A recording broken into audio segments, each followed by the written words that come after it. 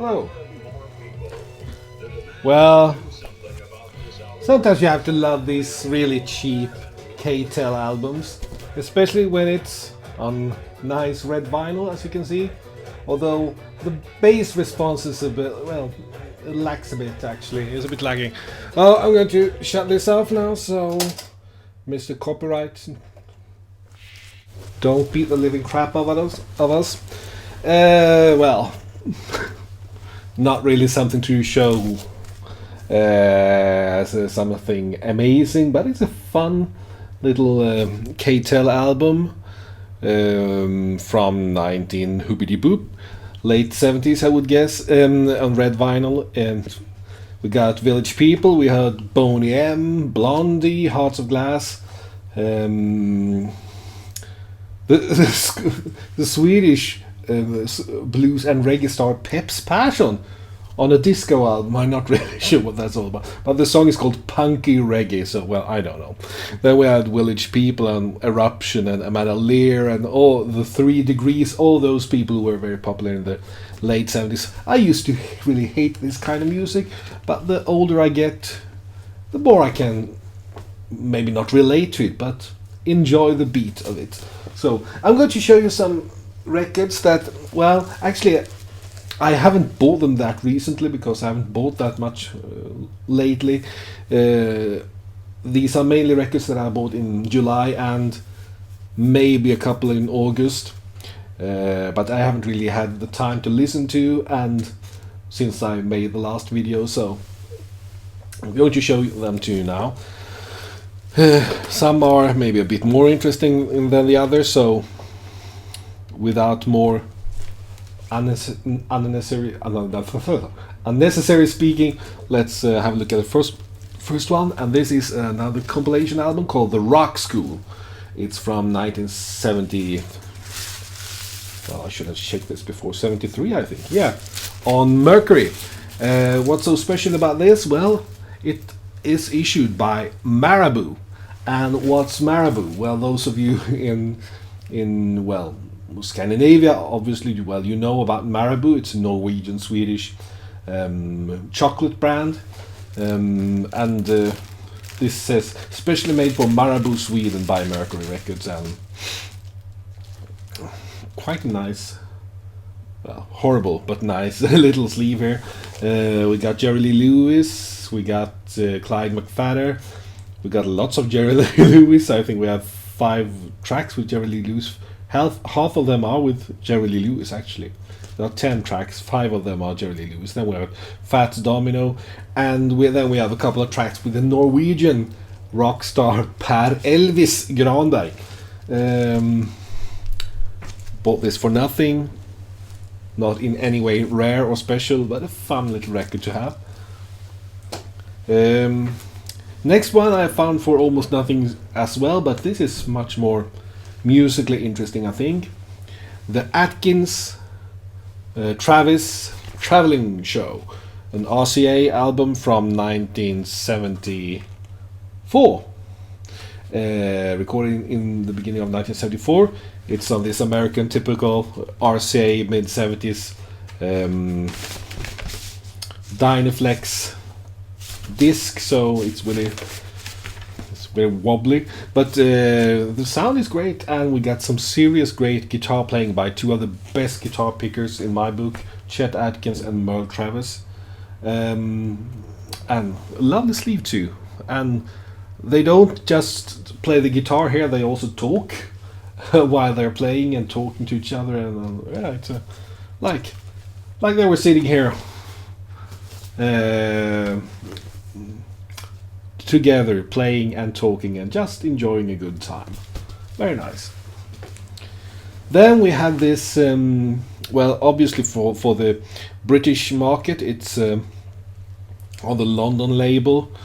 I'm not sure. I think most of the material comes from Starday Records, which wasn't that connected to Capital? What? Not sure that now. Really on thin ice. It's called Country Music Hall of Fame Volume 7. Also one of these albums that aren't that. Doesn't really cost anything. but a very nice collection. I mean, we got the truly great ones of American country in the 60s: George Jones, Farron Young, Bobby Bare, Buck Owens, Leroy Van Dyke, Roy Drusky, Roger Miller. Yeah, and also we have only 2 tracks with female artists. One is the singer Patsy Cline, and another is the comedian Cousin Minnie Pearl. This is probably how the British people experienced American country music back then. Over to another one that I bought in Solna quite a lot of weeks ago. It's with the singer Mary McCreary, Butterflies in Heaven.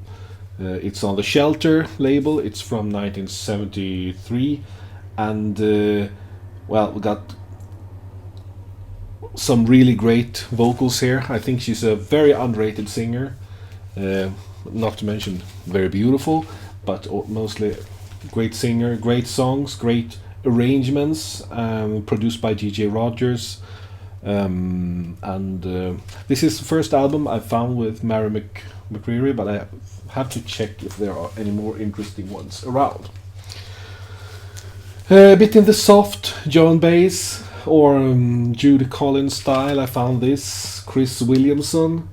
From what I've heard, one of the big, well, I wouldn't call stars, but one of the important names of the idea of feminist pop or feminist lyrics, well, popular music. In the style, quite soft, quite pleasant, not too exciting though. It's on the Ampex Records label from the early 70s sometime. Bought it because I didn't know about her and it looked quite interesting. And it's a fine album, worth having, although maybe not as exciting as I thought it would be. And then I'm going to show you this. Well, I found it for almost nothing and you see it all the time, so it's barely worth showing, but I'm going to do it anyway. The Dutch pop group Teach In with the album Ding a Dong from 1975. They won the Eurovision Song Contest with this, with the title track. I like this group. They made very pleasant, light-hearted, simple sing-along pop music, and they had a very good singer in Getty, as her name was, or still is. Then I have here a Swedish record with a folk musician called Ale Möller. He plays the bouzouki on this album. It's an album from 1986. But he's played in several different ensembles with playing many different kinds of instruments, and he's one of these true musicians that can actually play anything, and he does, especially when it comes to string instrument. But those of us who are familiar with Swedish folk music know this guy all too well, a real enthusiast when it comes to Swedish folk music. And it got the Swedish Phonogram Prize in 1986, whatever that is. It's not a Grammy, but maybe a forerunner to it. Yeah. Also, he played around a bit with not just old traditional tunes, but also taking some modern tunes, or fairly modern, and making them sound like old traditional numbers. Like they have something called Herr Polska after Paul Simon, and that's actually they're playing around with Paul Simon's Feeling Groovy and Mrs. Robinson a bit, and that's it's very, very nice, a very nice treatment. Also, I like this musician because he always seems to have enormous fun when he's performing. He played in a group called Filarfolket for many years, and I went to see them back in the late 80s, I think. I think the whole group was incredibly boring, and they all looked as if they wished they were somewhere else, and you don't really gain any new friends by doing that. And the exception was Ale Möller, who looked as if he loved every moment standing on the stage and playing. Yeah, I have great sympathy for that. Right, over to something you rarely find in this channel. It's a gospel album. It's a white gospel album. It's on the RCA label, and I bought this. Wasn't really sure whether I would be interested in it, but there's one big reason why I bought it. Uh, it's a Blackwood Brothers quartet featuring their famous bass singer J.D. Sumner, and it was, of course, because of the vocals of J.D. Sumner, wonderful bass singer, and you can hear him on loads of Elvis Presley recordings from the 1970s. He sang the low note on "Way Down, Way Oh Down." No, I'm not going to try to make an impression of that. I am not that interested in gospel, especially not when it's sung by white artists. This may sound a bit racist. No, I just don't. No. I don't really find it interesting, but I have to say the voice of J.D. Sumner is amazing, and that's why I bought this, and I will probably keep it. It's a bit worn. It has the old RCA label that's been pasted over because they don't want to show the dog, the nipper dog here in Europe, but it has the orange 1970s label, and it feels like a 70s pressing in the since it's very, very thin. Okay. Oh yeah, I talked quite recently about wanting to checking out more stuff of the Supremes that they made after Diana Ross left them, especially the material that they made in the early 70s. And I got hold of 2 albums. One of them is The Supremes, produced and arranged by Jimmy Webb, and I think it's from 1972. Well, very good vocals, very good produced. Maybe not too exciting. I for some reason it's a bit bland, but still better than what they did with Diana Ross. Sorry.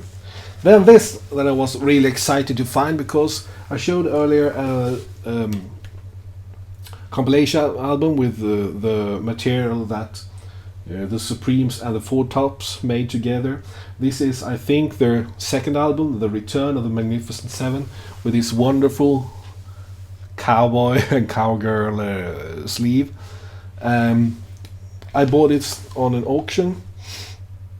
Then I had it standing for a long time before actually finding time to listen to it. But when I tried to listen to it, it was warped. It was, most of the time you can play a record quite well, even if it's warped, but this was too warped. Alas. I won't blame the seller. I won't, because it might just as well happened when it was transported to me. One of these really hot days, and also it's been standing in my shell, so but I would try to find a better copy of this that I can enjoy all the way through. Okay, Johnny Cash album, found it in Solna, A Thing Called Love from 1972.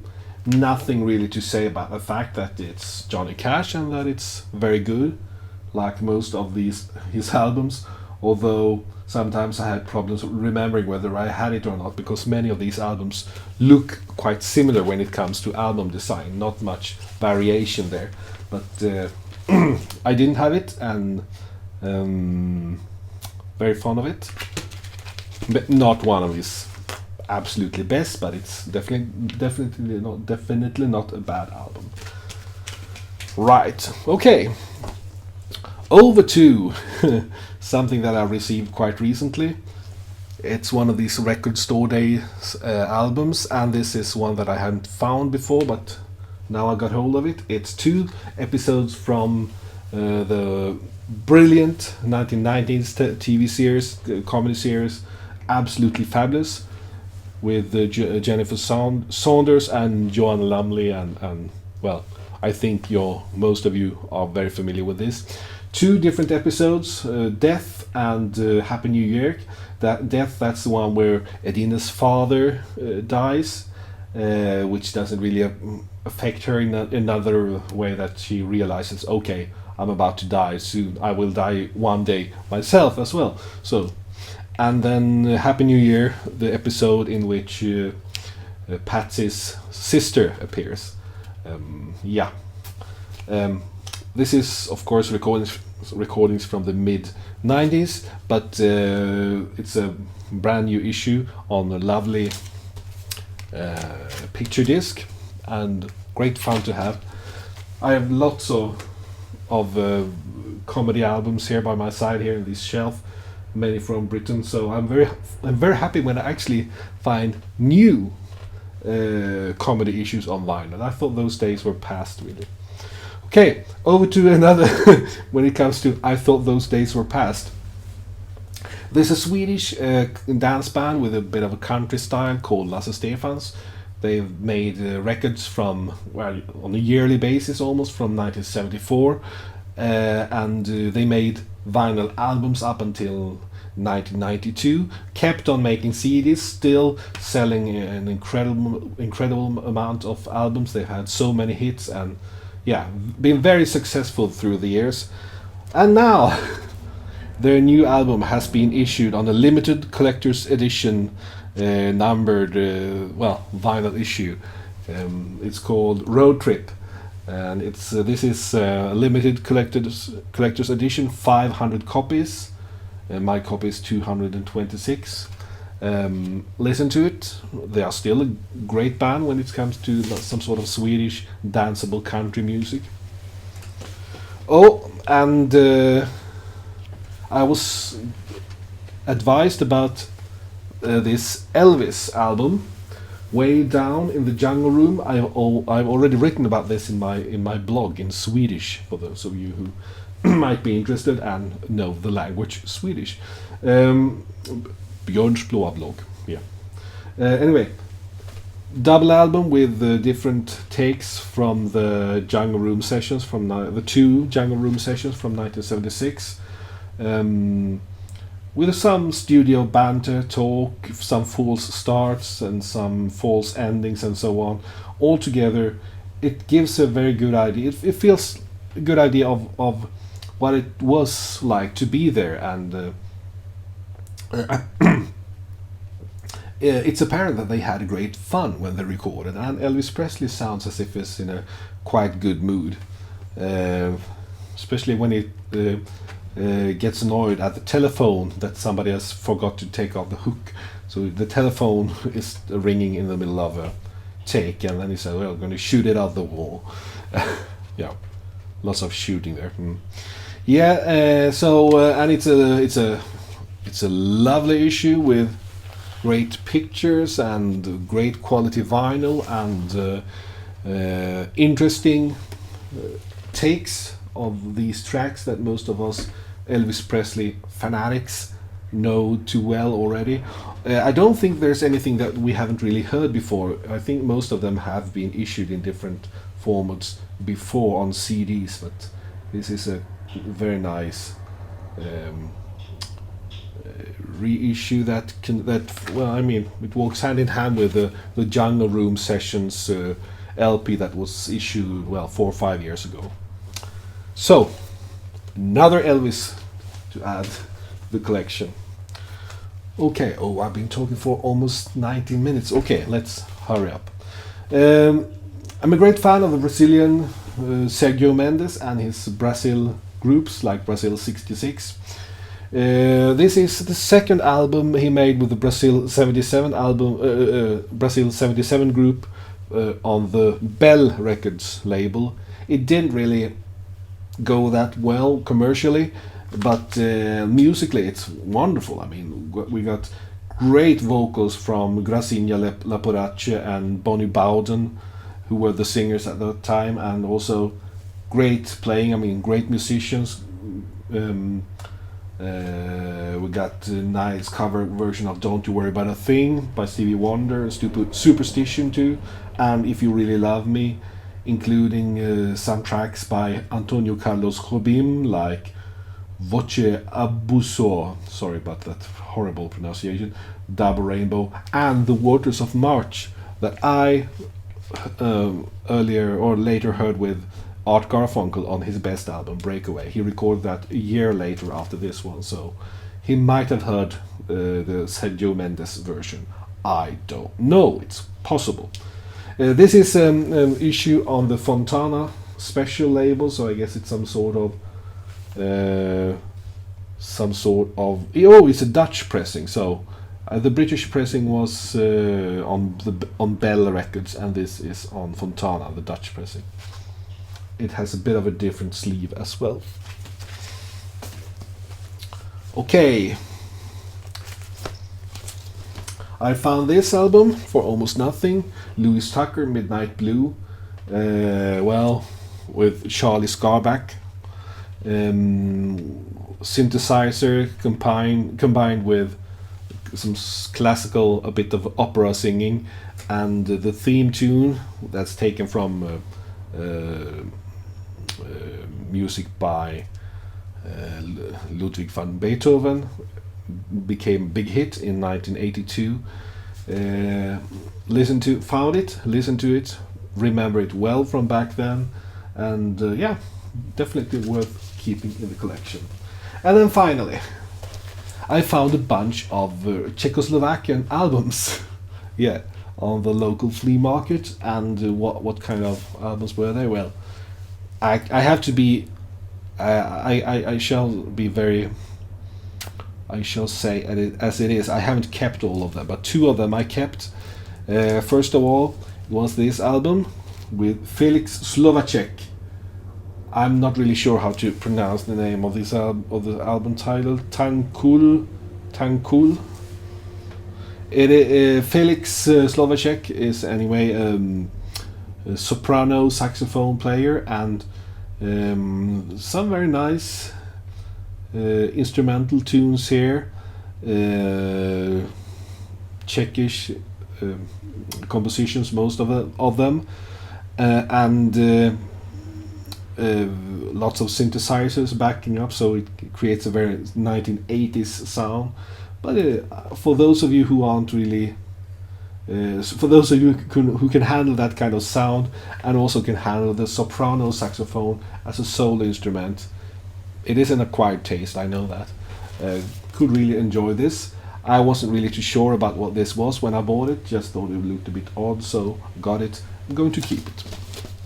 And then the last one, well, it's quite fun. It's got one of the most boring album covers I've ever seen. We have a picture of a probably at the time state-of-the-art mixing board, and from the record studio. It's called Studio Supraphone. And what do we have here? Well, we have Czechoslovakian pop, both the kind of songs that they composed there, and there were big hits, but also like Czechoslovakian versions of Western pop. That's quite fun. Like we have the album begins with Czechoslovakian version of Crying Time by Buck Owens, and then we have Sunday Morning Coming Down by Chris Christopherson. Everybody's Talking is here, and Una Paloma Blanca. And The Mouth Organ Boy, and Il Ragazzo della Via Gluck, a song that became a big hit in Sweden in the 60s under the name Lyckliga Gatan, and also the Roberta Flack tune When You Smile, and the jazz tune Ain't She Sweet. So it's a quite interesting mix here. Some of it is quite alright, some of it is maybe not that impressive, but it's odd enough for my ears for me to at least keep it for now. Alright, I've now been talking for 25 minutes. Sorry about that. I'm really... those of you who have been able to check this whole video, well done. Okay, well, that's all for now. Thank you for watching, and hope to see you soon again.